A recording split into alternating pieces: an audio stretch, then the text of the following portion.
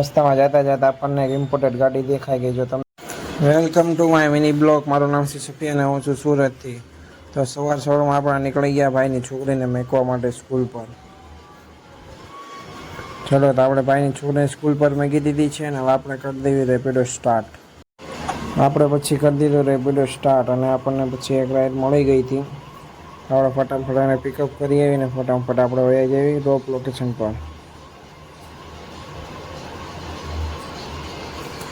આપણે ઓટીપી નાખી ride start કરી દીધી છે અને હવે નજારો જોતા આપણે નીકળી જાવી ડ્રોપ લોકેશન ઉપર. આપણે પહોંચી ગયા પછી ડ્રોપ લોકેશન ઉપર રાઈડ કમ્પ્લીટ કરી નાખી. એની પછી બીજી રાઈડ ત્યાંથી મળી ગઈ હતી નાની એમથી, તો એને પણ આપણે ફટાફટ આપણે કમ્પ્લીટ કરી નાખી.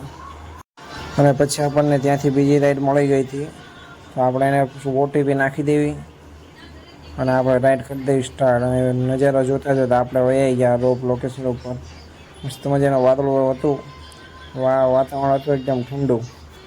આપણે પછી પહોંચી ગયા ડ્રોપ લોકેશન ઉપર. આપણે પછી રાઈડ કરી નાખી કમ્પ્લીટ અને એનું પણ પેમેન્ટ આપણે કલેક્ટ કરી લીધું. પછી આપણે થોડી રાઈડ મારીને આપણે પછી બપોરનો ટાઈમ થઈ ગયો તો આપણે નીકળી ગયા ઘર તરફ જવા માટે. શૂટ લેતા આપણે જોઈ જઈએ ઘર તરફ. આજે તો પછી ગરમી બહુ હતી, તો પછી આપણે થોડોક શેરડીનો રસ પી લીધો ઠંડો. અને પછી આપણે ખાઈ લીધી આલુ પૂરી, તીખી મસ્ત મજાની આલુ પૂરી ખાઈ લીધી જોરદાર.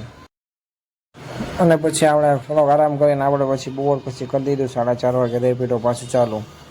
અને પછી એક રાઈડ મળી ગઈ હતી, તો આપણે હવે અહીંયા પિકઅપ કરવા માટે એનામાં આપણે નીકળી ગયા પછી જોરદાર નજારો લેતા ડ્રોપ લોકેશન પર.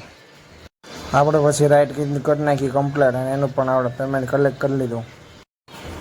પછી બીજી રાઈડ ચાલુ કરી પિકઅપ કરવા જતા હતા એટલી વારમાં તો ગાડી એ ગઈ, એ ચરીક રહી ગઈ જો.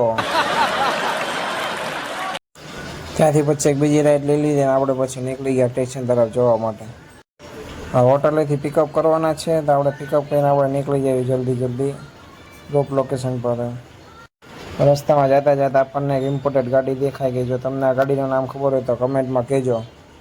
એ રાઈડ કમ્પ્લીટ કરીને આપણે આવી ગયા પછી શોપ પર. ઘડીક વાર શાંતિથી બેસી જાવી, કેમ કે ફોનમાં ચાર્જિંગ ઉતરી ગયું હતું. અને પહોંચી ગયા પછી આપણે શાવર પણ લેવા માટે.